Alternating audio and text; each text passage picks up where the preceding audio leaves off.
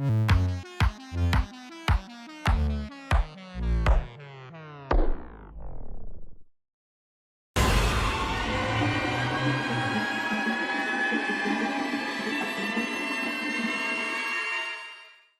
everyone, and welcome to Wicked Encounters, where we explore just what goes bump in the night. I'm your host, Allie, and it's every horror fan's favorite time of year, October! In celebration of the spookiest month, I've compiled a list of movies that I think are worth sharing with you guys, and I'm calling it the 31 Days of Wicked Horror. We're on the 20th day of October now, but in case it's your first time checking in, I'll tell you how I've selected these movies that I believe are worthy enough for you to watch. First off, none of the movies are going to be older than 20 years, so we can add some newer videos to our must-watch list instead of continuing to repeat the same ones from 50 years ago. Hi, Psycho. Secondly, I'll be providing the synopsis and plot of the movie for those who may not like surprises or just want to listen to know what the movies are about. There will be a slide letting you know when we're coming up on it, and I'll let you know where it's safe to click on to avoid spoilers. Also, while many of the movies are streamable, I'm not going to really provide the info on where you can watch them because it varies based on where you live, and also streaming services love removing and adding movies like there's no tomorrow. Seriously, why do you people do that? I get it, but stop. Finally, I'm going to give you some reasons as to why the movie stands out and why I think you'll like it. So, 20th on our list is Terrifier. Terrifier is a 2016 independent slasher horror film written and directed by Damien Leon and produced by Epic Pictures Group. The movie is centered around Art the Clown, a sadistic and silent killer who targets Tara Hayes and her sister Victoria on Halloween night. She also has a friend named Dawn. Let's not forget about Dawn. Poor Dawn.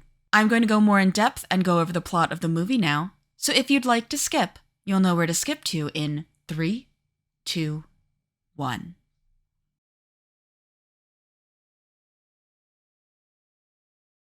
The film begins with a disturbing television interview. A disfigured woman is being questioned about her survival after encountering a killer. As she recounts her story, it becomes clear that she was a victim of Art the Clown. The interview ends on a shocking note when right afterwards, the woman violently attacks the interviewer, establishing the film's tone of unrelenting horror.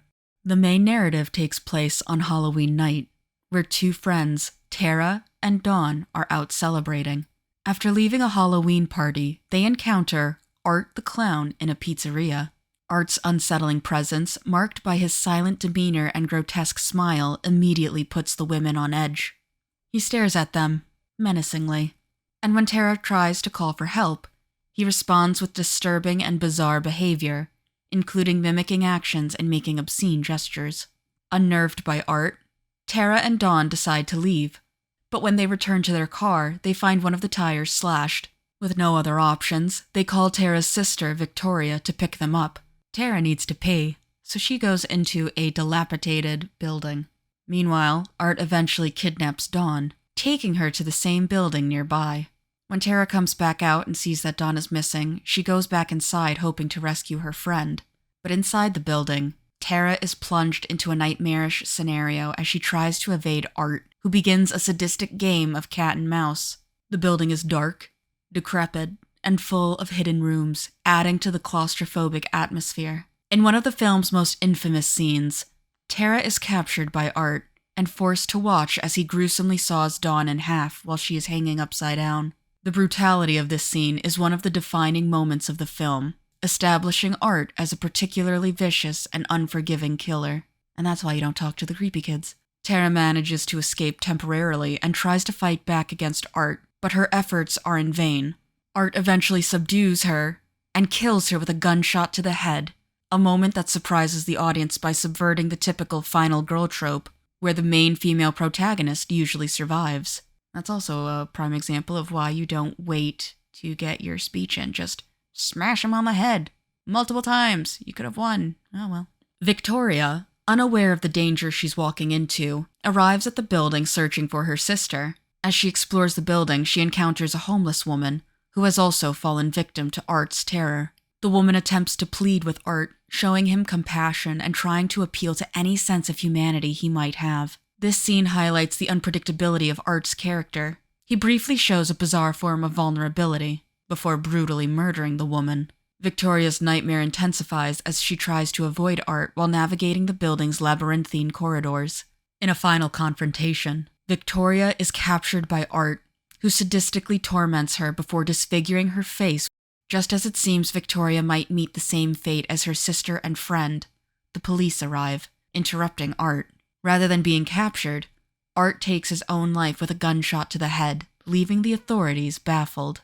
The film ends with Victoria in a hospital, horribly disfigured, revealing her as the woman from the film's opening scene.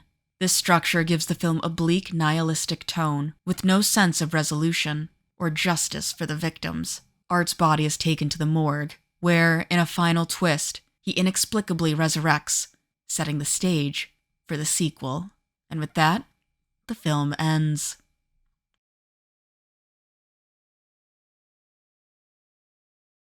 Boo! Did I get ya? Well, maybe next time. To those who stayed, I hope you enjoyed what you heard enough to give it a watch. And for those who skipped, if you like the senseless gore side of horror, oh my god, you're in for a treat with the Terrifier series. But I bet you're wondering why it made it onto the list. What makes Terrifier stand out? Well, for one, let's be honest, Art the Clown is a memorable villain. His appearance with stark white makeup, exaggerated features, and a sinister grin is both horrifying and iconic. Unlike many slasher villains who speak or have backstories that explain their motives, Art is completely silent and almost otherworldly in his malevolence, which makes him even more frightening. His sadistic glee and unpredictability set him apart from other horror movie antagonists. There's no rhyme or reason, just sheer, unadulterated rage and violence. Brutality and gore. Terrifier is notorious for its graphic and unflinching depiction of violence. The film does not shy away from showing the gruesome details of Art's kills, making it one of the more extreme entries in the slasher genre. The level of brutality is both a point of distinction and controversy, as it pushes the boundaries of what is typically shown in horror movies. Hooray for independence. Subversion of slasher tropes. The film subverts several common horror tropes. For example, we've come to expect certain things such as the final girl trope, the minority being killed off first, and sex always leading to death. Terrifier doesn't really follow any of those. It subverts the notion of a typical horror narrative, where victims might be punished for their moral transgressions, or where survivors find some form of closure. You don't get that here. Minimalist plot with relentless pacing. Terrifier has a straightforward, almost minimalist plot. There's no intricate backstory or complex character development. The film focuses purely on the terror inflicted by Art. This simplicity allows the film to maintain a relentless pace, with tension that escalates without much respite, making the experience intense and terrifying. Low budget, high impact. Made on a relatively low budget, Terrifier is an example of how creativity and practical effects can produce effective horror. The film's practical gore effects are especially noteworthy, as they contribute to the visceral impact of the kills. The limited setting, a decrepit building, adds to the film's claustrophobic and nightmarish atmosphere, proving that a high budget isn't necessary to create effective horror. Raw and unfiltered horror. The film's raw, unfiltered approach to horror is both a strength and a divisive element. There's little in the way of moralizing or deeper thematic exploration.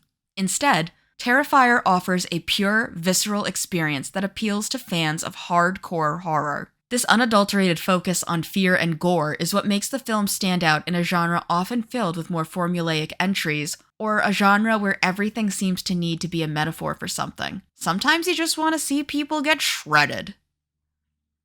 In conclusion, Terrifier stands out for its relentless brutality, its iconic and terrifying villain, and its willingness to push the envelope of what is considered acceptable in mainstream horror. It's a film that revels in its extremity and has become a modern cult classic for those who appreciate the darker, more unforgiving side of the horror genre.